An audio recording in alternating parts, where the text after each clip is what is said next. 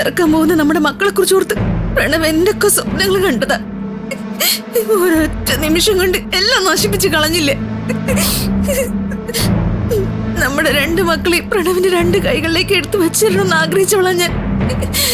പക്ഷെ അതൊന്നും നടന്നില്ല. ഭാവിയാ ഞാൻ, ഭാവി. പ്രണവനറിയോ, ആ നിധി ഒറ്റ വരുത്തി എല്ലാത്തിനും കാരണം. നമ്മള് മക്കളെ ഒന്ന് കാണുമെന്ന് പ്രണവ് എത്രത്തോളം ആഗ്രഹിച്ചതാണെന്ന് എനിക്ക് നന്നായിട്ട് അറിയാം. ആ ആഗ്രഹങ്ങളൊക്കെ വെറുതെ ആയിപ്പോയി. എല്ലാം നശിപ്പിച്ച് കളഞ്ഞില്ലേ അവള്? പ്രണവേ, ആ നിധി വെറുതെ വിടരുത്. അവളെ ഈ ഈശ്വര മംഗലത്തേക്ക് കയറ്റാൻ പാടില്ല. ഇറക്കി വിടണം അവളെ അവിടുന്ന്.